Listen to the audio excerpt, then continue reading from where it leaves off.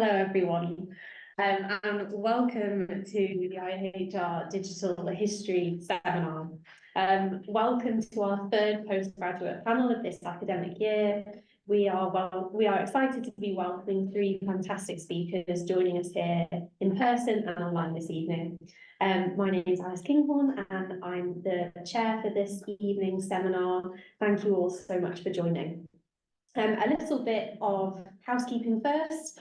We will be recording this session on Zoom to post onto our YouTube channel. And thank you to the programming historian for supporting our Zoom access this academic year. Our panelists will be speaking for 10 to 15 minutes each, and we will then have time for a Q&A at the end after all panelists have presented their papers. And so if you have any questions at all for individual speakers or for all of our speakers, please feel free to put them on the chat and we will answer them at the end. We're really lucky to have such rich postgraduate research for our seminar, making this our third postgraduate panel, which is fantastic. And so I think that we're ready to get started. So our first paper is from Jasper Heeks, who is a final year PhD candidate at King's College London, researching overseas reactions to deviant and delinquent Australian Larkin youth, 1870 to 1930. He uses a range of digitised resources to explore circulations and networks of news and reveal how larrikins figured in discussions of crime, education, urban life, and colonialism across the globe. He's co-authored a chapter on urbanisation in the Oxford Handbook of the History of Youth Culture and has an article searching for the larrikin using digitised newspapers to trace the transnational coverage of Australian street gangs 1870 to 1898, forthcoming in the Victorian Periodicals Review.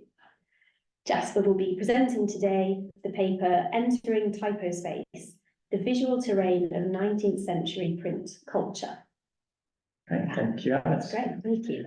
Yes, so as Alice mentioned, sort of instrumental to my research and of Australian larrikins and the overseas reactions that they elicited has been the availability of digitised sources, particularly text-searchable print sources. So today I will briefly take you through how I have used these sources and introduce you to the notion of typospace.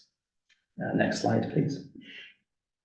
So larrikins were male and female youths, generally unskilled and semi-skilled labourers, aged 12 to 20, whose antics and acts, which included idling on pavements, harassing pedestrians, assaults, wearing flamboyant clothes, vandalism, swearing, drinking and dancing, outraged society in Australia in the late 19th and early 20th centuries.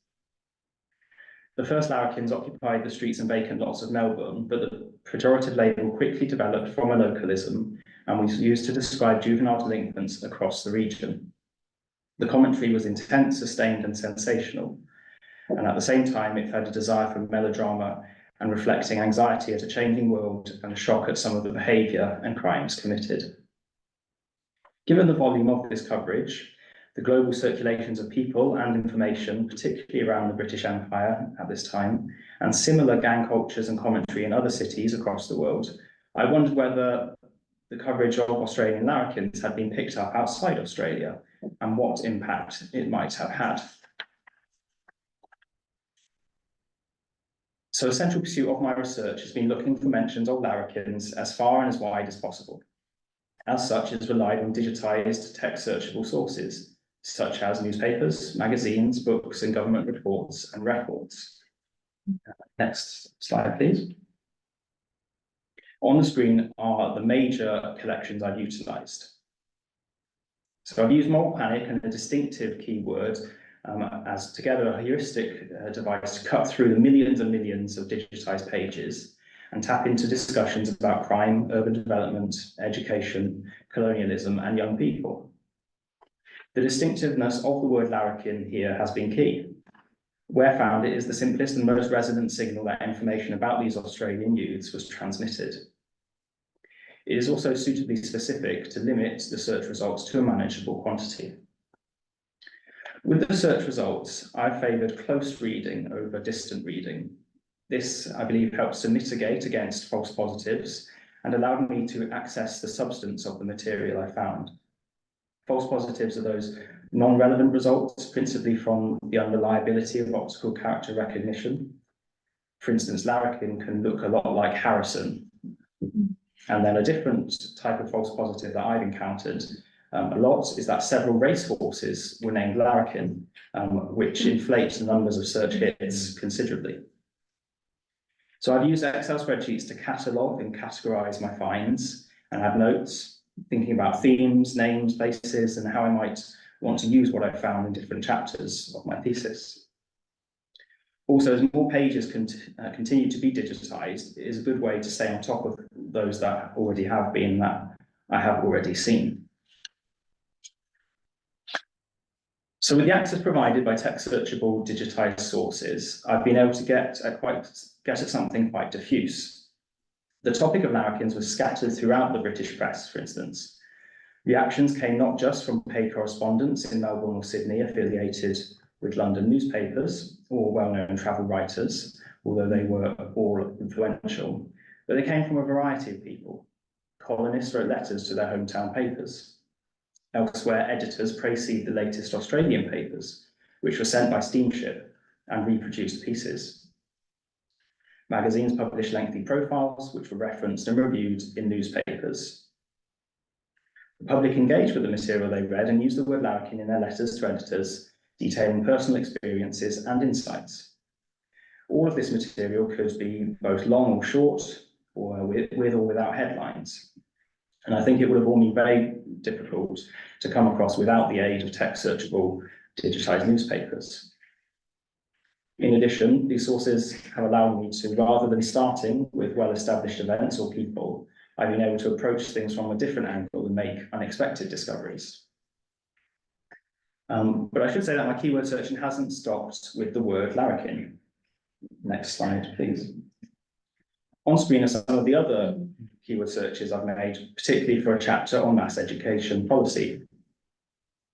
So overall, with the searching that I've done, I found that the search process involves mixed methods, switching between general and specific searches, using Boolean logic and other parameters, and therefore constant zooming in and out.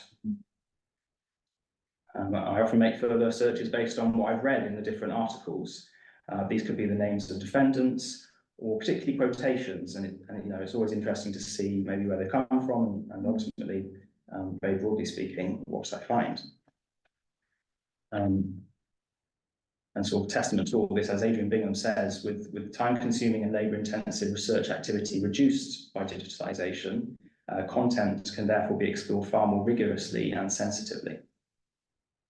When thinking about the journey of information, as I do, from Australia outwards to the world, and then between different newspapers, which often didn't cite their sources, it's possible through repeat searches to locate maybe the original source.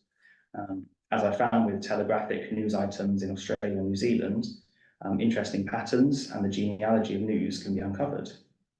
This often requires trial and error, and thinking carefully and testing things about what phrases might work and seeing what hits and what doesn't.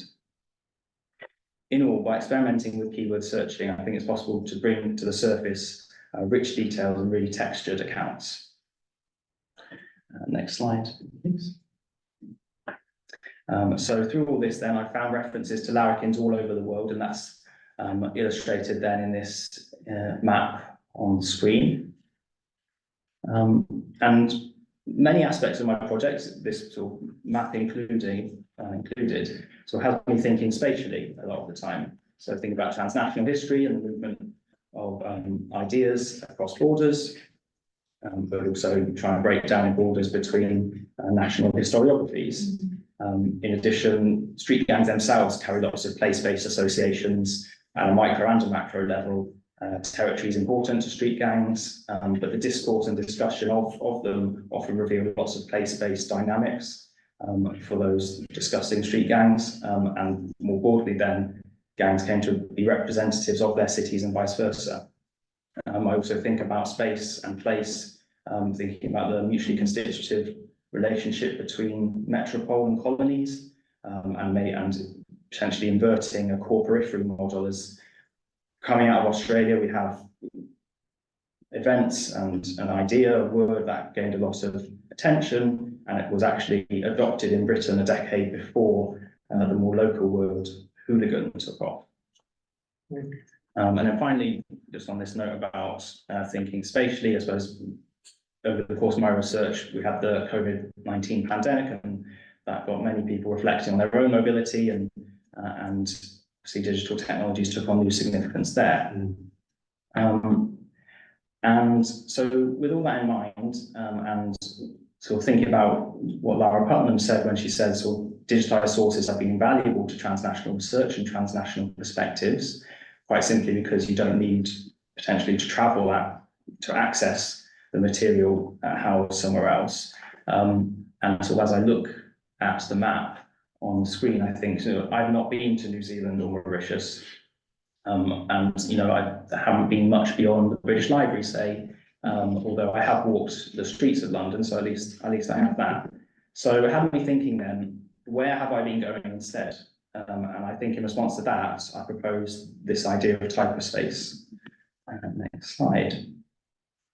So with this, I think it's particularly, a spatially conceived idea, and with this term in mind, then I have cyberspace. So that's a virtual online world with the birth of the internet. And then it's particularly here, then we have that combined with the influence of the printed word. So seen here in the Greek prefix, typos, as in other words like typography. And I sort of propose this term because I think it reflects many of the aspects of the transformation brought by digitization, and sort of what lots of scholars have already addressed and reflected on, both the positives and the negatives. And I think it speaks to many of the ways that we are using digitized sources and the new methods, and particularly of the printed word. And I especially think then sort of the new life that digital technology has brought to the printed word, with particular impacts, and historians of the 19th century have recognised this, sort of the impact then on histories of that time, given that OCR is better for that period and onwards, given its more standardization of the print that it's scanning, and that sort of gives better access, therefore, with these digitized collections. But you also couple that with the real explosion of newspapers and with the industrialization of the press in the latter decades of the century. I think it also speaks well to the fact that, as others have commented on, that these sources that I have looked a great deal at they're reconstituted sources. They're not copies. They're versions, different versions of the physical newspapers that have been scanned, or other sources that have been scanned, and they sort of appear then on a new plane. And that's where I see sort of Typospace being is this new plane. And of course, those sources, they lose qualities, they gain others. And so this new terrain, this new plane then is sort of accessed, and I have accessed it through my laptop. I'm going to this place, and I think given how immersively I have used it and how reliant I have been on it, sort of have a feeling then you get this sort of unparalleled access to 19th century life, sort of through the search techniques I've mentioned, and you can satiate your curiosities to your heart's content in terms of digging and finding curious little tidbits and going on, and sort of by being able to delve into the newspapers in particular. They're wonderful sources, they're multi-textual, they're sort of, all the miscellaneousness of them is fantastic. And I can sort of hop from one collection to another as simply as going from one browser tab to another. And it might sound like, clearly I am very happy and glad with all that, but I do recognise that there's lots of ways that the limitations of this has been critiqued.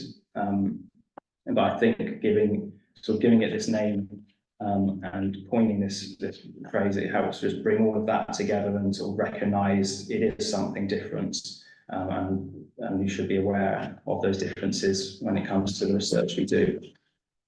And yeah, as I said, sort of maybe surfing the archive isn't always productive, and you can go too far, and sort of you may think that sort of collecting material upon material and example upon example is a good thing, and it's not always. So there's that as well. And I also think part of it speaks to parallels during the late 19th century as well.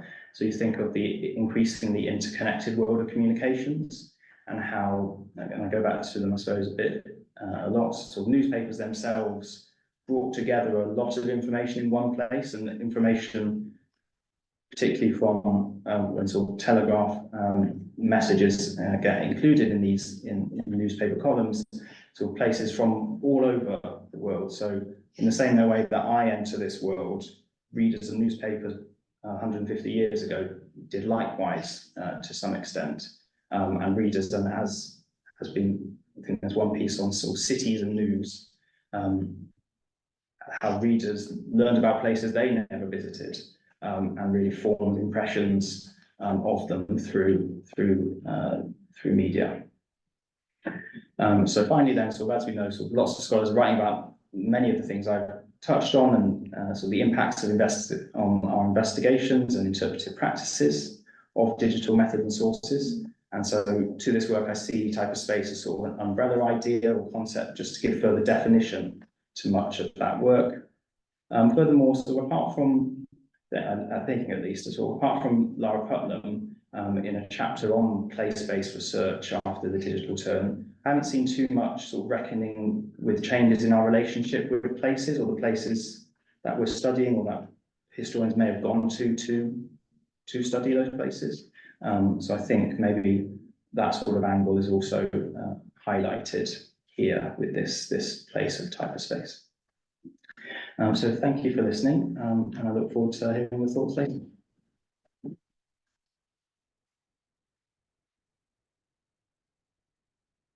Thank you, Jasper. That was wonderful. It was great to hear about your research and analysis of your own methods, and then a conceptualization of your own methods and sources. I know that I often enter the Typospace and spend a lot of time there, so it's great to think about it. Thank you so much. And yeah, if you have any questions online, please put them in the chat and we'll come to them at the Q&A at the end.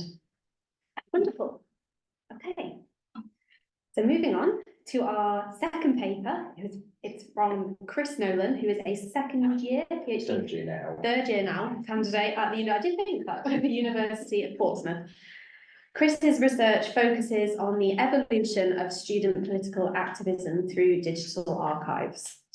Kris has worked more broadly on the student experience, having worked for 10 years in HE, always working towards the betterment of the student experience, both at undergraduate and postgraduate level. Kris, now as a PGR at Portsmouth, focuses on raising and representing the voices of students from across the university. Kris will be presenting the paper Digital Archives, an assessment of text mining from the perspective of a non-historian. Which may sound controversial at first glance, but I will explain myself. Thank you. Thanks. Wonderful. Whenever you're ready. Super.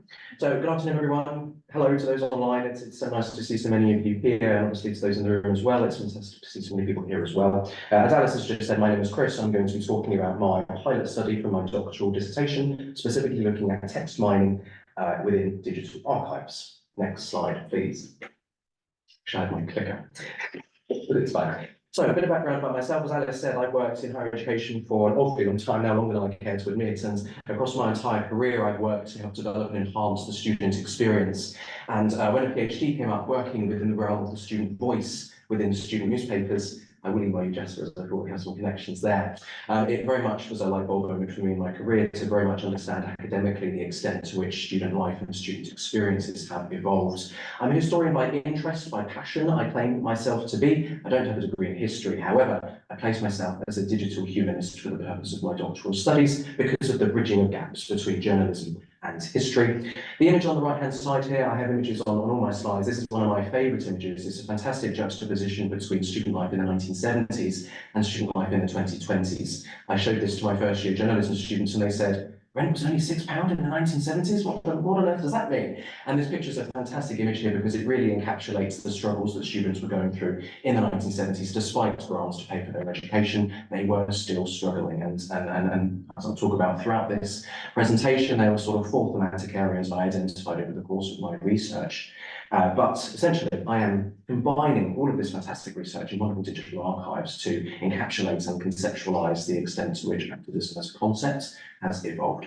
Next slide. So in terms of the context of this presentation, I very much have had this question in the back of my mind across the entire doctorate. Do you need to be trained as a historian to officially mine and analyze data from digital archives? And for me, I have a lot of experience working in data collection, categorization and management. So the opportunity to work within these newly digitized resources was an absolutely fantastic experience to be able to do so. And on the right-hand side here, we see an image from the Newcastle Courier from 1997. Students at Newcastle were protesting against rising tuition fees. And I think this is a fantastic, again, juxtaposition of the historical and the contemporary, because if this picture was taken today, everybody would be taking pictures and videos on their phones. They would be uploading them to social media. They would be commenting on the particular activist movements that we see erupting in society over the last few years. But here in the 1990s, the general public could just look on and take videos. There's a media man, as you can't see in the image there. But essentially, the way this presentation will unfold is an exploration and assessment of the archives I utilised for my pilot study. Next slide. So, in my pilot study, I utilised 4 digital archives: the Imperial College London Felix, the Newcastle Courier, the Leeds Student, and the Warwick Boar. And I identified these particular archives because of the element of OCR that was added to that data. It made it text searchable, it made it available to be mined from the internet into the software that I used. And I'm following, or have followed, an inductive, reflexive, thematic approach with this research. So I very much treated the research as a blank slate, and I let the data fill in the gaps. I let the data form the themes that came out of the particular pieces of research. My 4 thematic areas identified relate to student finance activism, LGBT activism, as we see here on the left, image from the Leeds students. This was a protest in London against Section 28 of the Local Government Act. Don't have time to talk about LGBT history today, but essentially it was incredibly harmful and discriminatory towards the LGBT community. And we see here students with the fantastic language of "we're gay, we're proud, and we're angry." Daisy, my colleague, has said, I've used this image in lots of the presentations I've done on my research, and I think it's a fantastic representation of the real voice that was erupting in the 1980s against the UK government. So I essentially mined content from the archives after doing a preliminary reading. When you follow a reflexive thematic approach, you very much have to spend time familiarising yourself with the data before you then form the themes, the codes, the content that you will then write about. And essentially the study itself passed my pilot study. It became incredibly multi-layered. There were sets of keywords among sets of keywords, and that really allowed for the real deep drilling down into this data. Next slide. So I have some screen grabs here from the archives that I used. Granted, you won't be able to see them in a huge amount of detail, but in the top left, we see the Felix archive. A bit of a caveat to this is, since I conducted the data collection for my doctoral dissertation, the Felix archive has now moved into a new location, and ironically, all of the criticisms I had of this archive have been fixed in the new archive, which is fantastic to see. But as you can see in the Felix archive, it's incredibly simplistic in terms of the way you can collect your content. You have the issue, you have the all years button at the bottom there. This allowed for very simple and effective mining of content. Comparing it to the Warwick Boar in the top right here, we see a much more detailed archive. This was definitely the most robust archive out of the 4. On the left, we see different digitised collections. As Jasper said, you can sometimes go into a rabbit hole when it comes to digitised content. So I had to be very careful with the Warwick data to not start to look at all these wonderful other collections. But what was fantastic about the Warwick archive in particular was it gave you a transcript of each newspaper. And that works really well when the OCR necessarily hadn't always applied to the data. It was fantastic to really be able to drill down into what it is the content was explaining. In the bottom left, we see the Newcastle Courier archive. Unfortunately, despite having a filtering system on the left-hand side, it didn't actually work, which did make collecting the data a little bit more complicated. But what we see in the Newcastle archive, very easily you can highlight the the first page of the newspapers, which is really fantastic to be able to do. I performed the front page analysis on my data further on in my dissertation, and that really enabled for a very quick and robust access to the data. And then on the bottom right, we see the University of Leeds Student Archive. Again, there were lots of different avenues to go down with the Leeds digital collection, so it was quite difficult to stay on track. But what was fantastic about the Leeds archive in particular was it had the best advanced search functionality out of the 4 archives used for the research. Again, through the use of a keyword searching methodological approach, it made it much simpler to be able to mine and gather appropriate content. I wish I had hours to talk about these archives, but unfortunately I don't. So in terms of the results from my pilot study, it's fantastic to see increased digitisation of content. As Jasper says, it allows for the opening up of information that was previously not accessible. Looking at the Imperial Archive, for example, Felix publications were just in a box in a room on a shelf for years until 2008, when Imperial decided to digitise its newspaper archives. So in terms of the research itself, it was very efficient to be able to use these digital tools to sift through as much data as I did. For my pilot study, which forms the basis of this presentation, I collected 5 gigabytes worth of data. For my entire doctoral dissertation, I had 250 gigabytes worth of data. That spans across 50 years at the 3 universities I took forward to my final research. So in terms of the extent to which the archives were workable, each archive had a very different experience. When it comes to the analysis and critiquing of the archival tools, it enables a very interesting comparison between the way in which the data is presented, the way the data is categorized, and how you can mine the data efficiently. And also, as Jasper said, the use of digital archives is fantastic for being able to access material from anywhere. I've never been to Warwick, for example, but it meant through the use of the Bohr archives, I was able to collect gigabytes worth of data from the archives. So in terms of the applicability and usability of the student newspaper archives, it was a really fantastic opportunity to mine and understand previously unresearched data. And on the left-hand side here, we see a protest from the Imperial College Felix. This is from 1991, with students protesting against the Gulf conflict. Rather ironically, what you can't see in the image is a protest from the Imperial Pro-War Society, which clashed with the Anti-War Society across the 80s and 90s with regards to international conflicts. I don't have an image of the Pro-War Society clashing with it, unfortunately. It was only written about in the article, but it was a very funny article to read about, I must say. So this is some further qualitative results from my pilot study. These are from NVivo. So NVivo is a qualitative research tool. It uses AI and large language models to essentially assist in the understanding, analysing and presenting of data. With NVivo, basically it compiles all of the data you imported into the software into a word cloud, typically of the most popular 1,000 words. I refined it to the most popular 100 words. 1,000 didn't quite seem as useful as 100. But we see 4 very different perceptions of student activism here in these word clouds. When we look at the Warwick 4 and compare it to Felix, for example, we see words like protesting, boycott, action, union. These are all really powerful words when it comes to the evolution of student movements. And with Leeds and Newcastle, for comparison, we don't see as populated activist-related words. We see strike in Leeds there, but with the Newcastle and the Leeds data, at first glance, the word clouds don't appear to be very useful. What is the word students telling us, right? But when drilling deeper down into the data, the data for 1970 very much revealed a student population that wanted the union to represent them, that felt as though they were misunderstood by their student, that felt as though the student union was not fighting for them. And when it came to the enacting of student activism, the students at Leeds and Newcastle very much felt almost ostracised by their student union because of its lack of action. And of course, this is just for the 1970 report, so it's only very limited pool of data. But what we see from these archives is 4 very different stories, 4 very different student groups, student populations that are calling and crying out for help from their student unions, and very much felt as though they weren't getting the support that they needed. So my final slide here, very much looking at conclusions and implications of using digital archives. Again, I could really talk about this for hours, but to sort of summarize, digital tools, technologies and archives can very much open up access to previously or under-researched areas. While the study of student activism is not new, the study of sort of the student experience more broadly and student political participation has really risen in the last 20 years. And so that enables the doctorate to really add to this growing body of knowledge on what we know about the student experience. It also allows for the speeding up of research through the utilization of different AI and large language model text-based softwares. I used a combination of Excel and NVivo for my project in particular. However, there are drawbacks of using digital archives, as Jasper said. They're not perfect, and the main problems I came across were gaps within the archives, which is very similar to in-person archives, and the fact that working with what's called big data, that's sort of a conceptual frame with my PhD, working with hundreds of gigabytes worth of information is incredibly challenging on computers. These university staff laptops, they cannot work on computers. So you need a lot of processing power to be able to manage large data sets. And when you're working in different types of software, as I do on a daily basis, it can be very challenging to use the computing power when you need it to.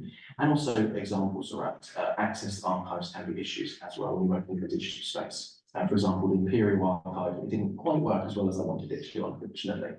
And just on the right here, just a few finishing images from my research. In the top right, we see an image from the front page of the Leeds student in 2002. This was an example of student general public solidarity, where students, members of the general public, paraded through Leeds city centre, as you can see with the banner, "Don't Attack Iraq." This was in response to, of course, the ongoing international conflicts at the time. And this was a real stark example in the Leeds data, as Leeds, as the university, became, across the time period of my study, much more of what's called a hotbed of activism, where it instigates and takes commands and takes the lead in activist movements. And this was just another example of that.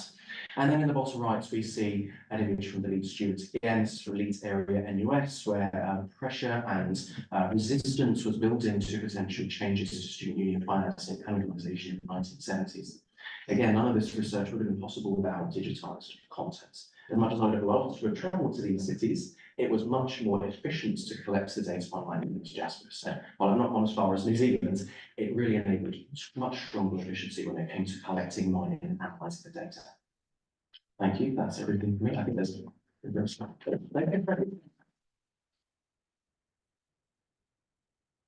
Wonderful. Thank you so much, Kris. That was great. Loved your use of images. It was fantastic.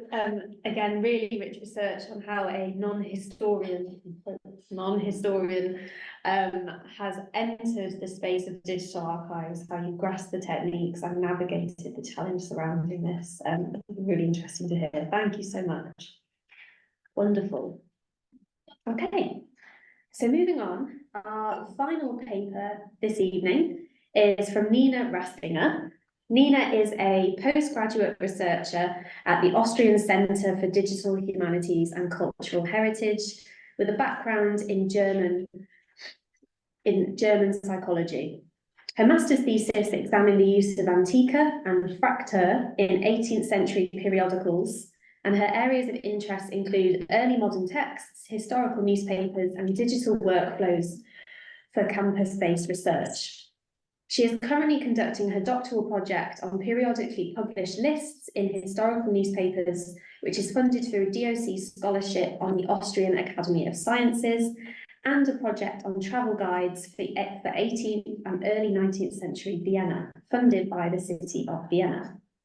And Nina will be presenting the paper today, Tracing 18th Century Arrivals, an AI and GIS-assisted journey to early modern Vienna.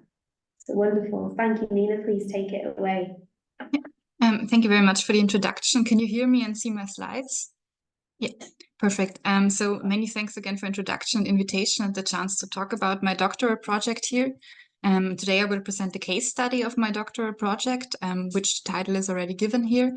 And before I go into detail about said case study, I would like to give a short overview of my doctoral project. So my dissertation is dedicated to the empirical investigation of lists that were published periodically, so daily, weekly, and so on, in historical German language newspapers.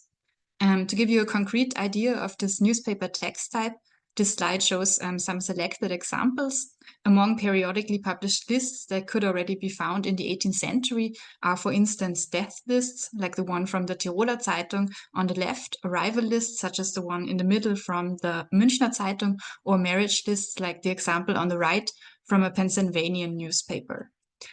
Although such lists constitute a quite common part of historical newspapers, they have so far neither been theoretically described nor empirically analyzed so far. Instead, the main focus of research has often been put on well-known newspaper text types like news articles or advertisements, while giving rather less attention to small text outside of these core categories.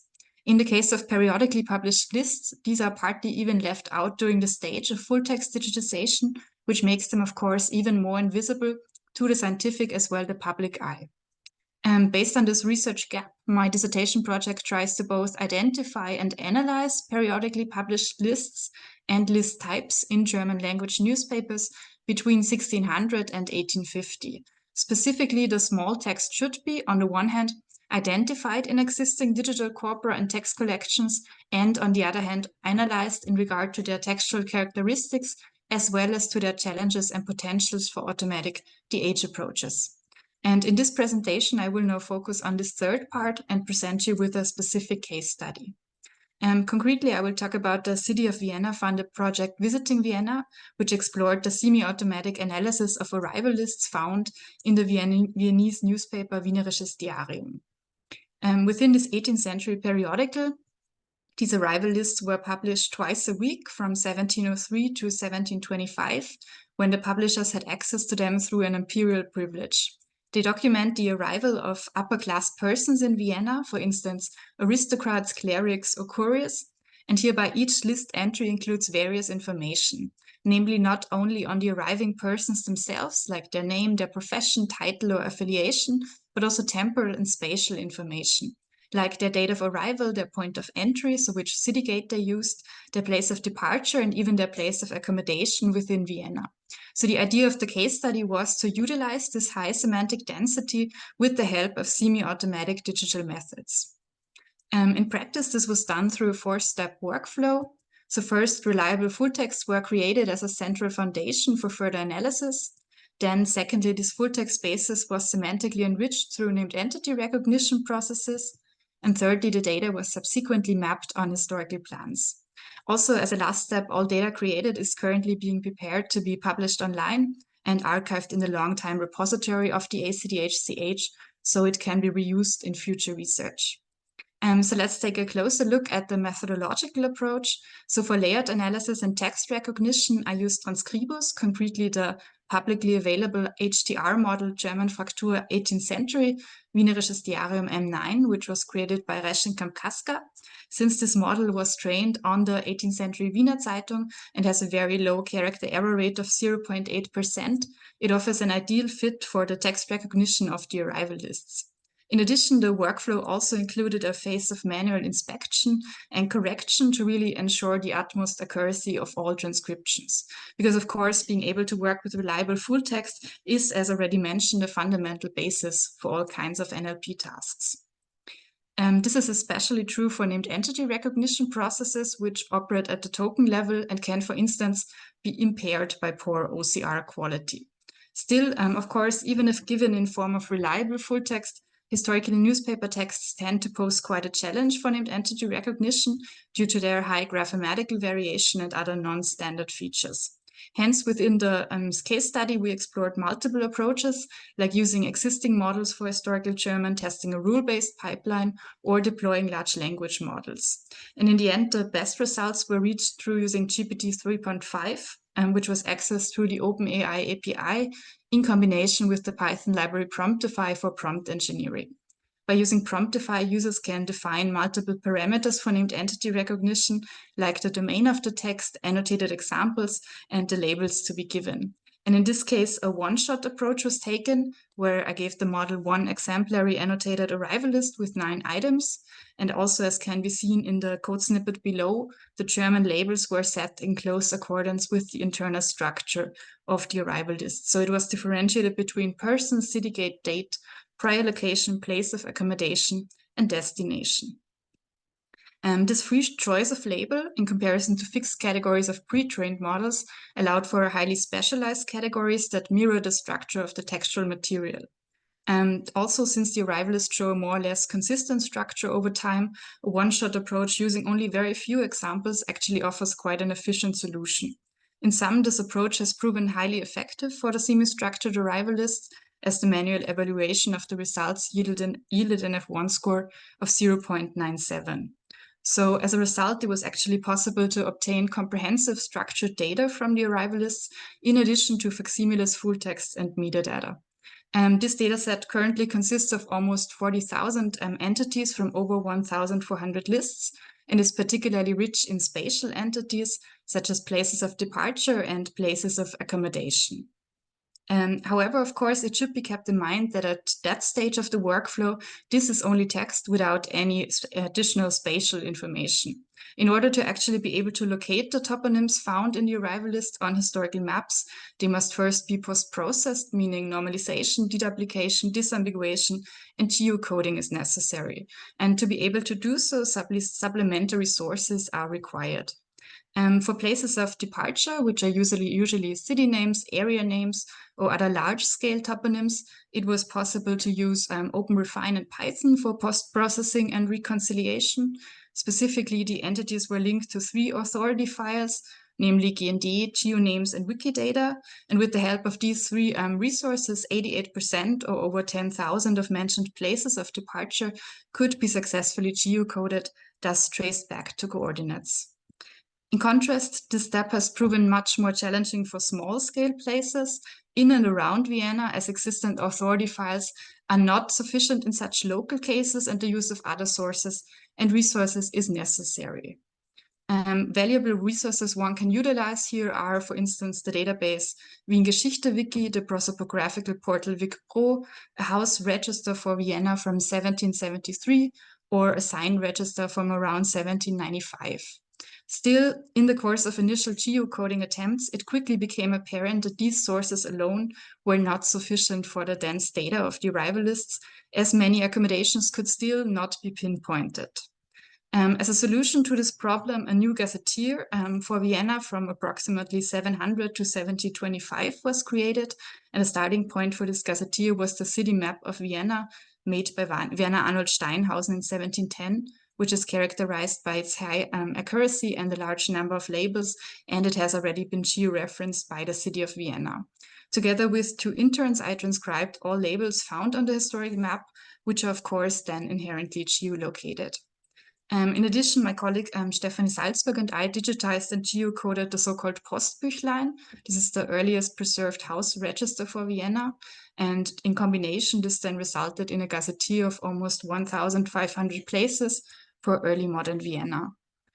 With the help of this gazetteer, mentions of accommodations could already be precisely localized for around 71% of the more than 9,400 arrival list entries. Also, a small proportion, namely 2%, can also be located approximately, thus meaning they can be tied to a certain street, a square, or neighboring house. So overall, it was fortunately possible to geocode a majority of listed accommodation locations, which is a great starting point for analysis. Nevertheless, of course, the chart reveals that there are still some blind spots. For example, 5% of all mentioned accommodations cannot yet be localized, and 10% are ambiguous and may be tied to several places. And further, there are also 12% of cases that require correct identification of the person arriving. So, for example, if someone is staying overnight with their mother or their brother-in-law. So the geocoding of early modern Viennese places certainly still involves multiple challenges for future research. At the same time, a geocoding success rate of 73% of all items already results in almost 7,000 data points in time and space. And to map and interpret this data, I use the open source software QGIS for analysis and visualization, which you can see in the screenshot on the slide. One approach that, for instance, worked quite well was to timecode and animate the diachronic data, which I will now show you in form of a short time lapse. So what you can see here are high-ranking persons' accommodations visualized over time through a heat map on the aforementioned Steinhausen plan from 1710. So the more orange or red a region is shown on the map, the more people have stayed overnight in this area in the respective year. And as you can witness, people stayed almost all over the early modern city, but one can still observe some so-called hotspots of lodging each year. For instance, if you have noticed, there's this consistent hotspot down in the south of Vienna. And sorry. Yeah, and if we take a closer look at some of the frames from the time lapses, then you can actually see this consistency I just mentioned much more clearly. While many hotspots only exist for a short time and they change from year to year, one place in the south of Vienna, namely the Inn zum Wilden Mann, remains continuously well visited and claims the leading position in almost all years. In total, it counts over 900 guests, making it by far the most popular place of accommodation of early 18th century Vienna. Hence, you can see arrivalists can inform us on early modern lodging tendencies, for instance. In parallel, the created data allows one to zoom out and trace parts of early modern travel by taking a look at where people that visited Vienna actually departed from. Here we can observe, for instance, that travelers frequently came from Hungary, Prague, Bratislava, Graz, and Linz, which indicates that there was a particularly extensive exchange between Vienna and these cities and areas. Of course, depending on the places, the frequency of travel may have changed over time, as well, which is why it makes sense to take a look into travels from individual cities, such as Prague here. The chart shows the percentage of upper rank visitors arriving in Vienna from Prague per year. And as you can see here, there's a significant outlier in the data, namely the year 1723. In contrast to the other years that show around 5 to 10%, in this year 30% of all arrivals actually came from Prague. Such deviations are interesting because they might hint to important historical events or even changes. And in this case, for example, the high number of arrivals from Prague could potentially be tied to the coronation of Charles VI as King of Bohemia in Prague's Weitzdom, where Viennese guests had, of course, to come back from, and which might have even increased visits to neighboring cities as Vienna. What these very few and very selected results hopefully have demonstrated is a quite high potential of combining historical arrival lists and digital methods to give us new insights into early modern history. This potential is, of course, not only limited to the city of Vienna. As I've mentioned in the beginning, many historical newspapers include periodically published lists, and arrival lists seem to be one of the most frequent list types among them. So far, through querying various corpora and text collections, I was able to identify 28 other cases of arrival lists in German language newspapers, as well as 14 departure lists, which represent another closely connected text type. Combined, all these and further lists that are yet to be identified open up the possibility of tracing persons, ships, and other entities not only around Vienna, but also from, to, and in other early modern cities. And this vision of so-called visiting beyond Vienna could, for instance, be realized by creating a knowledge graph, connecting the contents of various lists and list types through linked open data. Ultimately, the presented digital workflow could potentially also be reused and adapted to further newspapers to similarly transform further small texts into big data. And with this rather broad vision, I would like to end my presentation. Many thanks for your attention.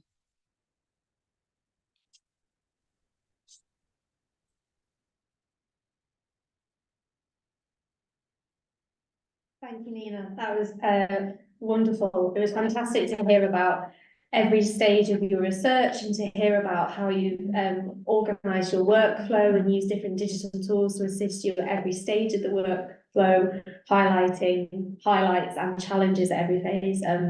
Really interesting to hear about your City of Vienna project. And thank you to all our wonderful speakers for their papers tonight. So now we're going to move swiftly on to the Q&A. We've got questions in the chat. We do. Do you want me to read them? Because it might be easier than you kind of hear. Yes, please. Okay, so I'll start with questions in the chat and then you go to the room. So question from Kelvin, one of our regular attendees for Jasper. So can you ask if the multiple references of this, if the multiple references of the same event mattered in your research? For example, if the same story referenced the larrikin turning up in several sources, in other words, how did you bound, I guess, your research? Yes, yeah, good question. So I think that's another reason why I use close reading rather than distant reading, and maybe totaling up X number of hits per year or per month and reading into that. Instead, yes, sort of as Kelvin alludes to, you can often have one article that gets reprinted a lot. And so in my as I work with what I find in my Excel spreadsheet, I have a column marking such things as reprints, and that doesn't mean that that fact and those finds are not relevant or not interesting or useful. You know, it can help show the extent of reach or coverage about something, but I do take it into account to think about the significance and other things. Thank you. And a question for Kris from Steph. who says this was great, fantastic, etc. Did you consider using any other digital techniques or tools for distant reading of text apart from keyword searching for the content that you then close remembered in vivo? Did you get any help with text mining from anyone at your university doing corpus linguistics? I know there are colleagues at Portsmouth who do that or anything like that. I know it's possible to get quite technical distant reading in ways that I don't fully understand. Thank you very much for your question. That's a really great question. Short answer is no, I didn't consider using any other digital tools or techniques. The scope of the scale of my study being over 50 years at 3 universities proved that there needed to be quite robust parameters, and with the time that I had, unfortunately, initially I was going to be using Python and Excel for my doctoral studies, as opposed to in vivo and Excel, but because as you've already alluded to it, that can help with distant reading as well. However, with the timescale of my project and the complexity of having to learn the amount of code that was necessary, unfortunately, I ended up dropping Python for my project and instead utilising Vivo, which I've been working with for many, many years. In terms of getting help with text mining, so my second supervisor, Dr. James Dennis at the University of Portsmouth, is based in journalism, and he's done a lot of qualitative research in vivo, so he was pretty instrumental in sort of getting the ground going in terms of the text mining. Of course, my first supervisor, Dr. Jodie Burkett's on the call. She's been fantastic in teaching about corpus linguistics and use of other elements of software that I could incorporate into it. Just as an example, she and I have been talking about doing sentiment analysis for my data, which is very easy to do through the NVivo platform, much easier than other technical packages. So yes, it is very technical and it can be quite challenging to talk about distant reading, but I stuck my guns with NVivo because it provided all of the functionality that I needed. The AI in it is top notch, much better than other tools, such as Voyance, for example. And because I'm self-taught in NVivo and I've used it for many years, it made sense to focus all of the research in there. And unfortunately, my biggest work with NVivo is on Windows. It has a file size limit of 10 gigabytes. And my initial plan was to create my meta project within NVivo that contained all of my data. When I then hit the 10 gigabyte limit, I was really frustrated by that. It's 512 gigabytes on Mac. Unfortunately, I don't have a Mac. But yeah, I made the decision after my major review to focus purely on NVivo as opposed to Python for the purpose of that reading. Seeing as I was speaking, can I ask Nina a question? Yeah, of course.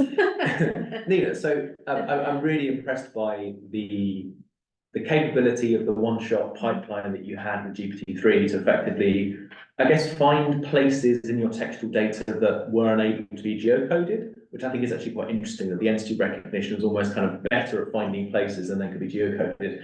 But my question is actually about what you did with it in a way. So you showed us some hotspots of accommodations in Vienna, and did those hotspots surprise you? I mean, I think the ones like the Villa Manoso that I mentioned, like the most mentioned accommodations, they did not surprise me that much. I mean, we know of some of them that they were relevant, but what was not known was the distance between them. I think that was the surprising, that there was such a distance between the Villa Man and all the others, because there's a number of inns that I mentioned also in the travel guides that I work with, which are recommendations for accommodations. Then they are usually recommended. But I did not think that there was such a difference between them. I think that was, yeah. And also for I did not mention it, but for the city gates, I also tracked the frequency of use. And there was also quite a difference. Like one gate was used much more than all the others, which was also quite a surprise to me. Thank you. I'll hand back to our chair. Thank you. Do we have any questions in the room for any of our speakers? I have a question. Go ahead. You were talking about using NVivo to outside, really, you were talking about using Excel to work with your data. Could you just explain a bit more about how you use Excel? It'd be interesting to compare notes. Yes, good question. So I suppose, so I do my keyword search in whichever collection, and then when I'm reading through what it has found, you know, the algorithm, that mysterious thing, and you know, the black box, I then simply just recording in tabular form what I find, making notes of where it's published, obviously date, and then my notes, which maybe picking out key things that I've read in the article, but then also thinking about themes, and then to some extent using, as you build up all of this material, using the filters in Excel to maybe just group things based on what I'd already labeled. Obviously, one article could talk about many things, or it could relate to many things, so there are those issues. Likewise, I might want to use one source in multiple chapters. So, you know, there is room for multiple sort of, I guess it is a form of coding, this information, but there's sort of, yeah, scope for that. Yeah, so I suppose it's in many ways, it's a spectrum we've heard from today. I guess what a lot of that I do is sort of on the end, most close to maybe analog methods, essentially. Thank you. Yeah, good to know. Really interesting. Thank you. Thank you. Any more questions in the room? Hi, yeah, bit of a provocative question to all three speakers, if I may. How do you avoid feelings of omniscience or omnipotence from having this command of data, thousands of entries? What do you do to unsettle any potential feelings of being too confident with the material that you have? Who would like to go first?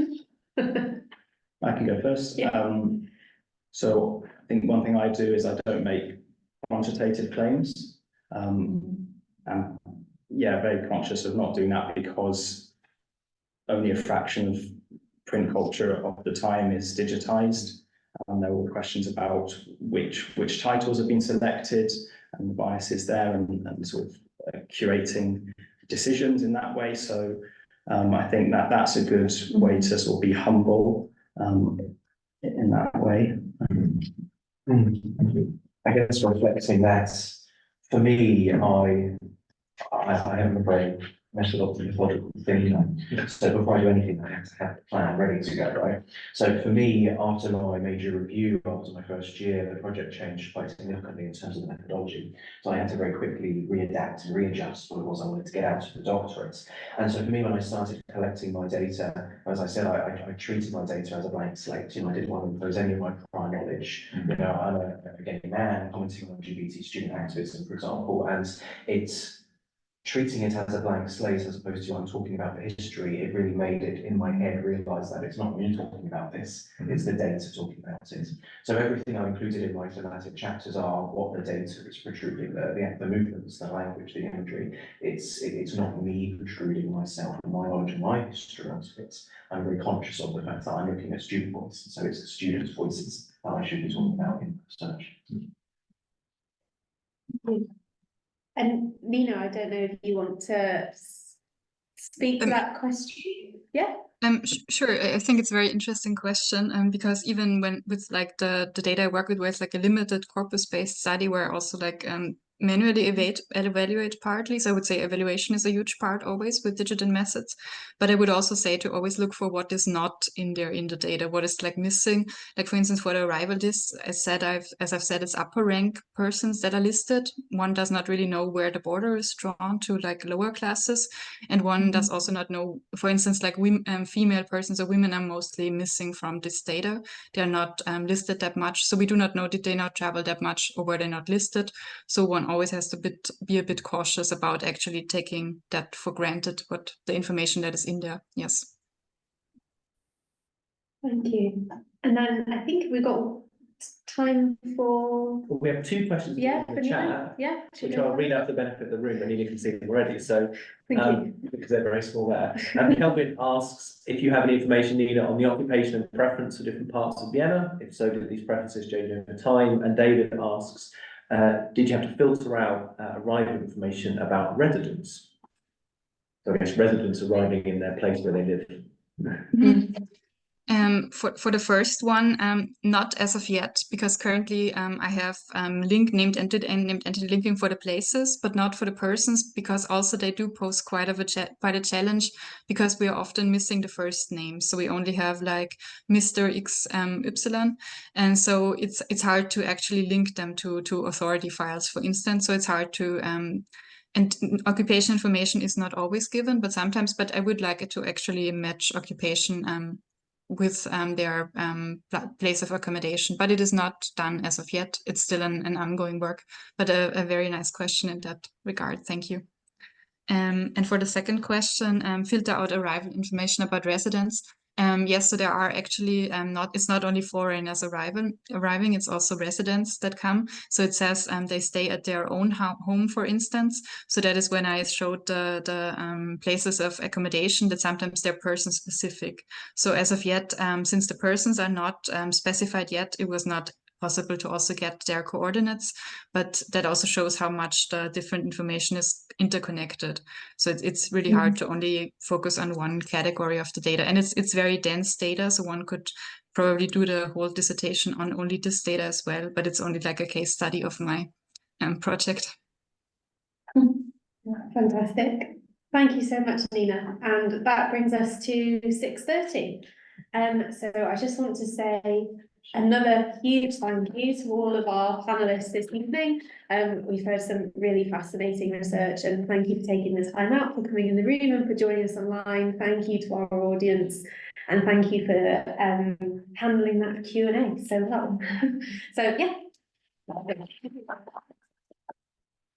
And just to finish up, please join us for our next seminar, which is on Tuesday, the 21st of May, I believe. Which is right. Online? It is. It's online. It's online.